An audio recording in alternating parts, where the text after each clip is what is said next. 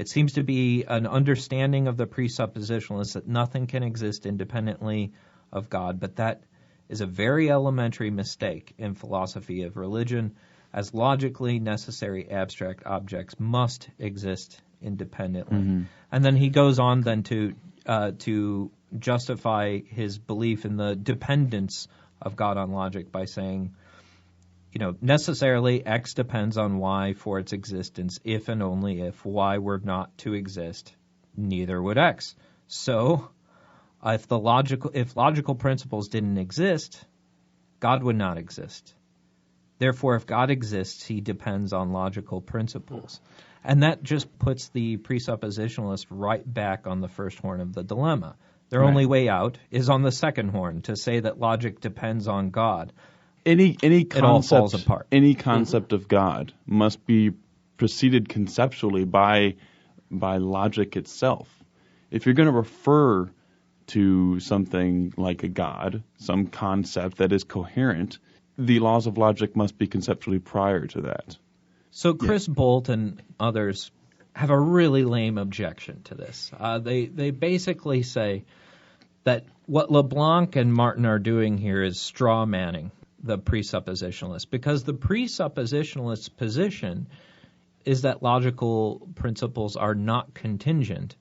So by insisting then that they are, and using this as their argument to defeat Tagg, they are arguing against a straw man. Well, I think that's obviously a weak critique, because LeBlanc is not just assuming or pretending that the presuppositionalist holds this position. He addresses it straight out. He addresses that they hold it, and he addresses the reasons why it's not a coherent position. It's not one actually available to them. So this is not a straw man argument. It's an argument. Ironically, the presuppositionalists are setting up a straw man argument against his argument. Yeah. So. That's a pretty common tactic of theirs. If they don't, no one ever really formulates the transcendental argument the way they want it to be. Every time any kind of a critique is brought up, they, as we saw with Bolt, they will just nitpick the hell out of it. If there's any way to dismiss it, they will. So that argument is a direct challenge to the transcendental argument. It proves that it's unsound. To quote Gene Whitmer from his 2006 talk, Atheism, Reason, and Morality, he says, quote, "I'm reminded of a famous parody from Molière in which a pill's ability to cause sleep is said to be explained by its dormitive virtues, i.e. its sleep-causing power. In the same way, the explanation is merely pushed back. Logic is explained by God's nature, his logic-causing nature." Right. So this is not an explanation. This is just a tautologous, empty claim. It's not an account, as right. they would There's say. There's it's no a tautology. Exactly. I mean, it's simply not an explanation that should be taken seriously. LeBlanc offers another indirect challenge. And again, I'm going to use a shortened version of it. I will link to the original article. But I just thought this one was so simple but so brilliant. I'll just read the argument. Premise 1, if logic depends on God, then if God possibly doesn't exist, then some law of logic possibly fails. Premise 2, no law of logic can possibly fail. Premise 3, so God necessarily exists. Premise 4, and this is the key one, but there is a possible world in which God does not exist. Therefore, conclusion, logic is not dependent on God. Now, the thing with this argument, it might seem a little strange at first. What is he trying to argue here? It is a reductio ad absurdum. It's trying to show that if you accept if you step within the Christian worldview, yes, there's something incoherent about it. Yes, there will be something incoherent. But what's neat about this argument is that premise 4, but there is a possible world in which God does not exist, that premise remains sound unless the Christian can offer a proof of God. And not just any proof. It has to be an ontological argument. It has to prove that God's existence is necessary. That's the only way that you can actually invalidate that premise. Until the presuppositionalist offers a proof for God, an ontological proof for God, which would be heretical because it would be treating God as subject to their reason. Right. So So Nice. in other words, the transcendental argument for God is unsound until they take up the ontological argument.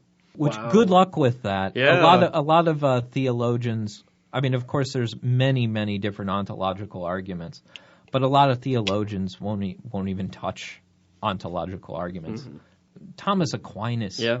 wouldn't even touch the ontological argument. You know, the oldest versions, of course he believed God exists necessarily, but he didn't think you could make an argument.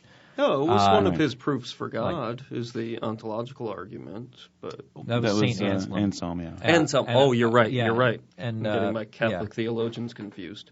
Come on, get on it, Dave. Sorry. Sorry. So I thought that was great. And again, I haven't seen any kind of serious counter of that argument. I mean, I guess they could just say, well, that's my belief, and they're just presupposing that God is necessary, right? Yeah, but that's exactly what's at issue with right. the critique. That means that their tag is it can't be sound, and that's where the point is. Right. They can presuppose anything they want, but if they're going to try and make it seem as though it's rational for us to assent to that, right. They have a much bigger job ahead of them. Once the challenge is made, the ball's in their court. Right. Now the burden shifts to them. So another objection that LeBlanc brings up, which I thought was pretty interesting, we're used to hearing from them that no non-Christian worldview is sufficient to account for logic.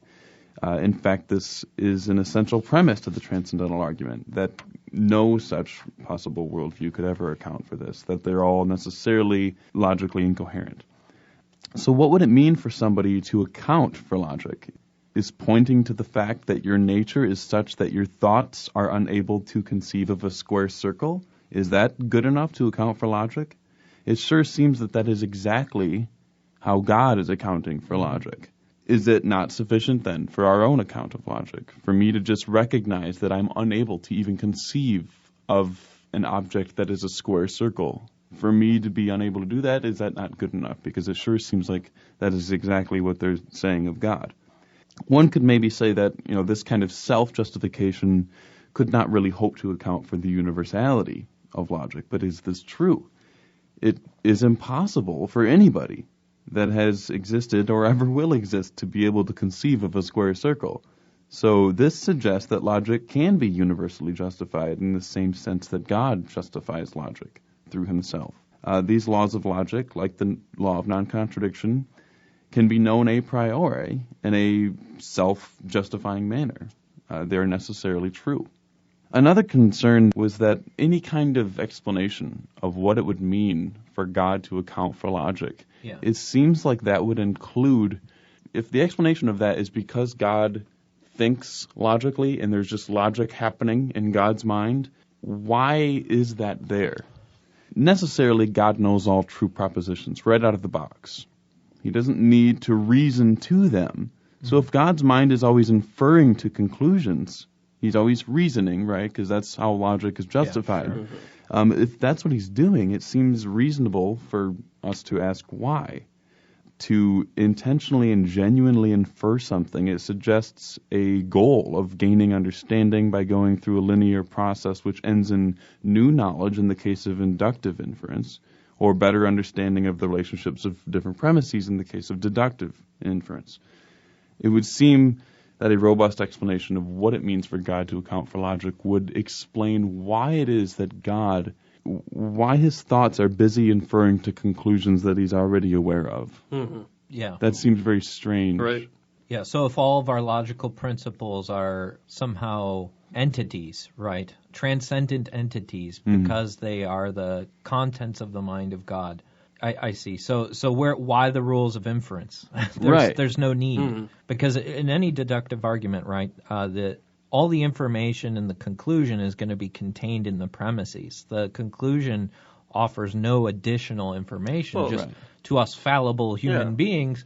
It might reveal something in there that we didn't notice, a relationship. God would have no need to deduce anything. Right. So he's going to have all the useless. conclusions. Right. He's going to have. He's going to know the conclusion of even just valid arguments. I mean, if they want to give any kind of robust account, that would need to include that, because that just seems very, very strange. It seems very improbable that an all-knowing God would be busy inferring things all day. Right. Yeah. So let's move on to the next phase of the Transcendental Argument for God. The notion that Christian theism and only Christian theism can account for induction, inductive reasoning, and therefore the scientific method. Mm-hmm. An RD listener brought up a good objection on our blog. He said that miracles within the Christian worldview makes induction impossible. The Christian can't use inductive reasoning because God is changing the world all the time. Well, they can use it, they just couldn't find any real justification. You couldn't rely on it because miracles are the suspension of the laws of the physical world. Right. Chris Bolt of choosinghats.com responded to the commenter on his blog. He says, reading Chris Bolt, Reynolds thinks that covenantal apologetics, that's what he calls presuppositional apologetics. Okay. I'm sure there's some tiny little nuance now that he's going to pause and scream about. Me being so careless as to not get the distinction just right. He says, covenantal apologists are not committed to some concept of unvarying laws of the universe. Some do not even believe that there are any such things as laws. Perhaps laws are merely descriptions of the regularities we observe in nature, and the Christian knows that these regularities obtain through time and location because it is God who's overseeing them in that manner. But the atheist has no basis upon which to affirm this understanding of regularities as one of their own. David Hume has famously pointed it out. The question here is not about instances where nature does not behave in a regular fashion. Anomalies presuppose regularities. And I want to pause right here because that's not exactly right. It's true in this sense. Anomalies can be said to presuppose regularities in that the word anomaly only makes sense against some sort of background expectation of what we should actually see. But anomalies can wreak havoc to scientific theories. If they keep popping up, they should force us to revise our ideas about what those regularities are. So and science is structured to include those sort of things. Mm-hmm. So there's a risk of an equivocation there. But anyways, I'll continue his comment. That's just being nitpicky. The Christian can account for the regularities in virtue of God controlling and ordering his creation. The atheist cannot. Perhaps there are laws of nature and they do not vary. In that case, God could intervene such that some law is not broken. But neither is it in play in that instance. So there is... I love that. What? Yeah. So there is no successful objection here, and the atheist has still left having dodged the real answer. So God can intervene, say the parting of the Red Sea. Okay, God intervenes, but is not actually breaking any laws of nature, which would be... So buoyancy still holds as a wall of water. It's just suspended at the moment. What is that? What's the difference? The difference between violation versus suspended. I don't even care. I could just take him up on this. He's saying, okay, so God makes sure nature behaves in regular ways, except, of course, when God doesn't. When he doesn't want it to. Or God ensures that fixed laws of nature exist, except, of course, when he suspends them. Right. And this is somehow supposed to give us a foundation for induction. The thing with these presuppositionalists are, they're thinking of this in the abstract. They just kind of think of this as, oh, David Hume has a problem of induction. Well, how about that? I have a God for that. Okay, good. They're not thinking how this would actually affect real science as it's going on. So look, here's a few examples. You're a doctor and you're testing a new cancer drug. You set up your trials and everything.